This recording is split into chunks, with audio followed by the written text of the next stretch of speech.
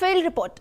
GHMC విస్తరణపై BJP సమావేశం. రేపు తెలంగాణ తొలి విడత పంచాయతీ ఎన్నికల పోలింగ్. పరకామణి చోరీ కేసులో హైకోర్టు కీలక ఆదేశాలు.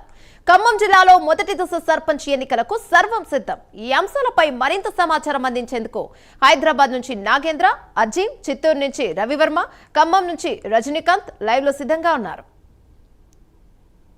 జీహెచ్ఎంసీ విస్తరణకు బీజేపీ వ్యతిరేకమని బీజేపీ అధ్యక్షుడు రామచంద్రరావు అన్నారు. GHMC విస్తరణపై BJP సమావేశమైంది. ఏ ప్రాతిపదికన 300 డివిజన్లు పెట్టారని బీజేపీ అధ్యక్షుడు బీజేపీ అధ్యక్షుడు ప్రశ్నించారు. ఈ విలీనంపై all party meeting, public opinion లేకుండా డివిజన్లు ఎలా పెంచారని నిలదీశారు. జీహెచ్ఎంసీలో విలీనమైన కొత్త ప్రాంత ప్రజలు విలీన కుట్రను అడ్డుకోవాలని రామచంద్రరావు పిలుపునిచ్చారు.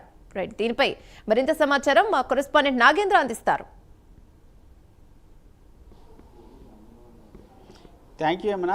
గ్రేటర్ హైదరాబాద్లోని ముఖ్యంగా 20 మున్సిపాలిటీలతో పాటు అదేవిధంగా 7 కార్పొరేషన్లకు సంబంధించి ఓవరాల్గా 27 మున్సిపాలిటీలను గ్రేటర్ హైదరాబాద్లో విలీనం చేయడం, అదేవిధంగా 300 డివిజన్లకు సంబంధించి డీలిమిటేషన్కి సంబంధించినటువంటి అంశంపైన ఈరోజు ప్రధానంగా బీజేపీ రాష్ట్ర కార్యాలయంలో రాష్ట్ర అధ్యక్షుడైనటువంటి రామచంద్రరావు అధ్యక్షతన సమావేశం జరిగింది. ఈ సమావేశానికి గ్రేటర్ హైదరాబాద్కి సంబంధించినటువంటి ముఖ్య నేతలంతా కూడా కార్పొరేటర్లు కానీ అదేవిధంగా ఇతర కీలక నేతలు, జిల్లా అధ్యక్షులు, జిల్లా ఇన్ఛార్జీలతో పాటు ఇతర కీలక నేతలంతా కూడా ఈ సమావేశానికి హాజరు కావడం జరిగింది. విలీనానికి సంబంధించి 300 డివిజన్లకు సంబంధించినటువంటి అంశం పైన సుదీర్ఘంగా చర్చించడం జరిగింది. ఈ 2 అంశాలపైన ఏ విధంగా ముందుకు వెళ్ళాలన్న దానిపైన నేతలకి దిశానిర్దేశం చేయడంతో పాటు అదేవిధంగా వారి అభిప్రాయాలు తీసుకున్నటువంటి పరిస్థితి ఉంది. ముఖ్యంగా విలీనం కావాలనే 300 డివిజన్లకి పెంచడానికి సంబంధించినటువంటి అంశంలో ప్రధానంగా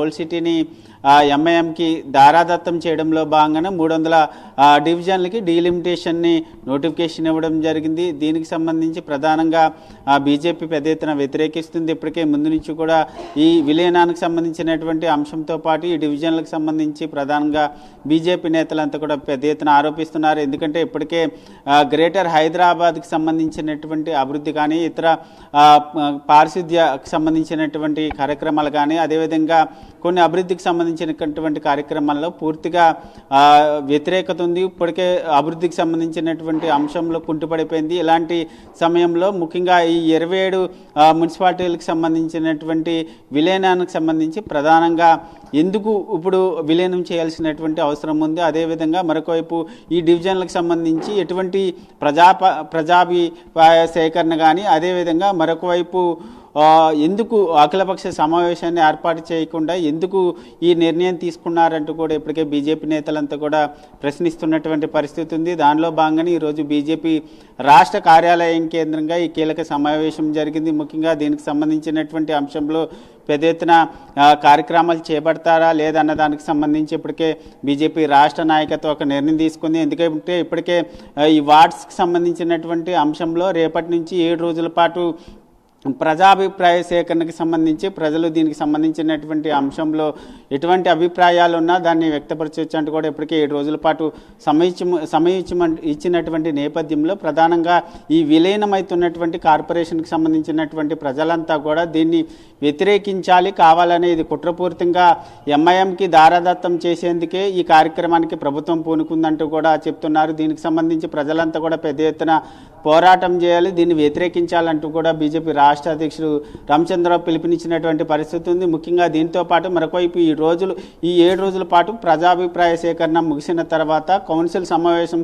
ఏర్పాటు చేస్తారు. ఈ కౌన్సిల్ సమావేశంలో ప్రధానంగా సభ్యులకు సంబంధించినటువంటి అభిప్రాయాలు కూడా తీసుకుంటారు. కాబట్టి ఏ విధంగా ఈ సభ్యులంతా కూడా ఏ విధంగా ఈ అభిప్రాయ సేకరణకు సంబంధించినటువంటి అంశంలో ప్రధానంగా ఏ విధంగా నిలదీయాలి, దీనికి సంబంధించినటువంటి అంశంలో దీని వెనుకున్నటువంటి కుట్ర కోణాన్ని ఏ విధంగా తెరపైకి తీసుకురావాలన్న దానిపైనే ప్రధానంగా బీజేపీ రాష్ట్ర కార్యాలయంలో నేతలందరికీ కూడా దిశానిర్దేశం చేసినటువంటి పరిస్థితి అయితే కనిపిస్తుంది. ముఖ్యంగా దీంతో పాటు మరొకవైపు ప్రజలపైన పెద్ద ఎత్తున ట్యాక్సులు వేయడంతో పాటు పెద్ద ఎత్తున దోపిడీకి తెరలేపారు. ముఖ్యంగా ఈ విలీనానికి సంబంధించినటువంటి అంశంలో ముందు నుంచి కూడా మేము అభ్యంతరాలు వ్యక్తం చేస్తూనే ఉన్నాం. ఎందుకంటే ముఖ్యంగా గ్రామ పంచాయతీలకు సంబంధించినటువంటి అంశంలో మున్సిపాలిటీల్లో కలపడం, మున్సిపాలిటీలు ఇప్పుడు గ్రేటర్ హైదరాబాద్కి సంబంధించినటువంటి దాంట్లో విలీనం చేయడం పట్ల దీనికి దీనికి సంబంధించి వెనుక ఒక కుట్ర కోణం దాగుంది. దీనికి సంబంధించి ప్రధానంగా ఎంఐఎంకి సంబంధించినటువంటి నేతలు ఏం చెప్తే ప్రస్తుతం సీఎం రేవంత్ రెడ్డి అదే బాటలో నడుస్తున్నారు. దానికి సంబంధించి ఇప్పటికే ఎందుకంటే